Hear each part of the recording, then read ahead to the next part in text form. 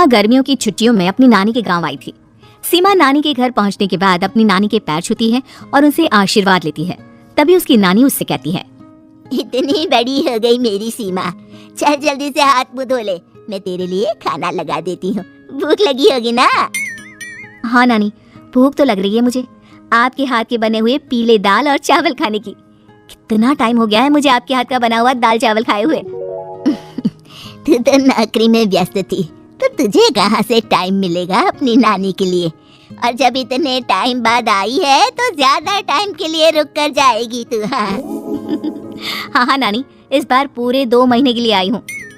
सीमा की नानी अंदर जाकर उसके लिए खाना बनाने लगती है। सीमा कमरे में अकेली होती है, तभी उसे किसी औरत के रोने की आवाज सुनाई देती है। वो कभी खिड़की से बाहर झांकती है तो कभी दरवाजे से बाहर झांकती है। उसे समझ में नहीं आ रहा होता है कि आखिर रो कौन रहा है। तभी नानी खाना लेकर आ जाती है। वो अपनी नानी से कहती है, नानी, कोई औरत रो रही है क्या? मैं जब से यहाँ आई हूँ तब से मुझे यहाँ किसी औरत की रोने की आवाज आ रही है। हे भगवान, कहीं ये वही तो नहीं? बोलो ना नानी। अरे कोई नहीं रो रहा, ये तेरे मन का वहम है। और तू ना अब खाना खा ले, ज्यादा यहाँ वहाँ की बातों में ध्यान मत दिया कर। जल्दी से खाना खा और फिर मेरे साथ आ जा मेरे कमरे में, दोनों बैठकर खूब सारी बातें करेंगे। ऐसे ही अगले दिन सीमा अपनी नानी के साथ गांव के बाजार जा रही होती है। उसी रास्ते में फिर से किसी औरत के रोने की आवाज आती है। वो अपनी नानी से कहती है, अरे नानी, क्या सच में तुम्हें अभी भी किसी औरत की रोने की आवाज नहीं सुनाई दे रही? मुझे किसी औरत की बहुत बुरी तरीके से रोने और चीखने की आवाजें आ रही है। मैं बहुत परेशान हूँ नानी, आखिर ये कौन है? मुझे लगता है कि सीमा को शहर भेज देना चाहिए, यहाँ रहना उसके लिए ठीक नहीं। नानी बोलो ना, आप चुप क्यों हो जाती हो? सीमा, तू घर चल, मुझे तुझसे बहुत जरूरी बात करनी है। नानी सीमा को घर ले आती है और सीमा से कहती है, सीमा, कल सुबह तू शहर वापस चली जाएगी। अरे अचानक? आखिर क्या बात है नानी, आप मुझे ऐसे जाने को क्यों कह रही हो? मैं बस जो कह रही हूँ उस पर ध्यान दे। तू कल सुबह यहाँ से चली जाएगी, और ये बात मैं कोई मजाक में नहीं बोल रही। तू कल जाएगी तो मतलब जाएगी। अरे नानी, चली जाऊंगी मैं, ठीक है, पर आखिर बात क्या है ये तो बता दो। मम्मी से कोई बात हुई है या फिर मुझसे कोई गलती हुई है जो तुम मुझे अचानक से जाने के लिए बोल रही हो? देख सीमा, रात बहुत हो चुकी है और मुझे इस बारे में कोई बात नहीं करनी। चल, अब चल के मेरे साथ सो जा, सुबह की बस पकड़कर तुझे शहर भी तो जाना है। सीमा को अपनी नानी का ऐसा व्यवहार देखकर बहुत ही अजीब लगता है। उसे कुछ समझ में नहीं आ रहा होता है कि आखिर उसकी नानी उसे अचानक से गांव छोड़कर जाने के लिए क्यों कह रही है। ये सारी बातें सोचते सोचते सीमा की आंख लग जाती है और वो अपनी नानी के साथ सो जाती है। ऐसे ही आधी रात को सीमा को फिर से किसी औरत की रोने की आवाज सुनाई देती है। वो उस औरत की आवाज सुनकर बार बार करवटें बदल रही होती है और तभी उसे सपने में भी एक अजीब सी औरत की परछाई दिखाई देती है जो इतना चीख चीख कर रो रही होती है कि सीमा डरकर उठ जाती है। वो पूरे पसीने पसीने हो रही होती है। वो अपने आसपास देखती है तो घर में बिल्कुल शांति का माहौल होता है। सीमा घबरा जाती है। वो अपनी नानी को जगाने की कोशिश करती है मगर उसकी नानी नहीं जगती। सीमा को फिर से उस औरत की रोने की आवाज सुनाई देती है।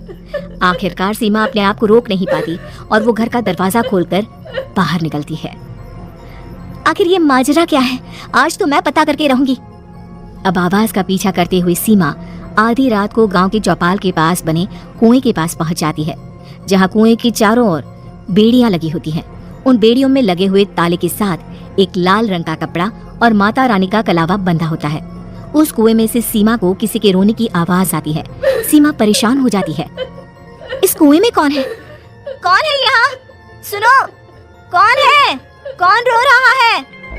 वो चिल्ला चिल्ला कर पूछती है और साथ ही लोगों को जगाने की कोशिश करती है मगर किसी को भी उसकी आवाज सुनाई नहीं देती। अब सीमा खुद उस कुएं के पास की बेड़ियों और तालों को खोलने की कोशिश करती है और किसी तरह कुछ देर की मशक्कत के बाद सीमा उसको खोल भी देती है। और जैसे ही वो कुआं खोलकर उसके अंदर झांकती है, सीमा उस कुएं में गिर जाती है। इतने में उसकी नानी की नींद भी खुल जाती है और सीमा को पास ना देखकर नानी परेशान हो जाती है। नानी घबराकर पूरे घर में उसे ढूंढने की कोशिश करती है, जिसके बाद उसकी नानी और सभी लोग उस खूनी कुएं के पास जाते हैं और सीमा की नानी कुएं के पास खड़ी होती है। सभी गांव वालों और सीमा की नानी को सीमा के चिल्लाने की आवाज आती है। बचाओ, कोई मुझे बचाओ। मेरी बच्ची, हम आ गए, हम तुझे बचा लेंगे। नानी, मुझे यहाँ बहुत डर लग रहा है। यहाँ इंसान की कटी हुई मुंडिया, हाथ, पैर और कंकाल है और खून भी है। नानी, मुझे डर लग रहा है। आप सब मेरी मदद कीजिए, नहीं तो ये खूनी कुआं मेरी बच्ची को भी खा जाएगा।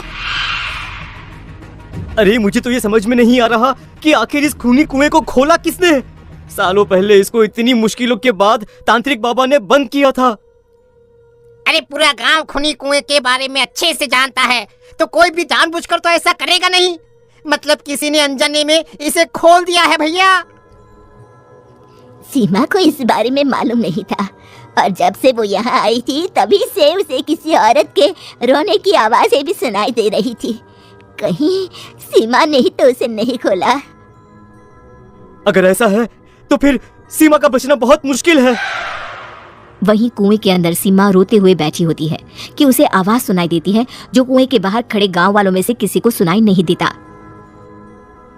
आज सालों के बाद मुझे ताजा खून मिलेगा। तेरा खून पीकर आज मैं अपनी प्यास बुझाऊंगा।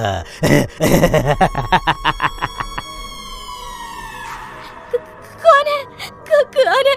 मत मारो प्लीज, मुझे जाने दो प्लीज। मैंने किसी का क्या बिगाड़ा है? वो तुझे मरने के बाद पता चल ही जाएगा। जितने में गांव वाले और सीमा की नानी कुछ सोच पाते उतने में उन्हें सीमा के चिल्लाने की आवाज आती है और अगले ही पल सब शांत हो जाता है। क्या हुआ? सीमा, मेरी बेटी।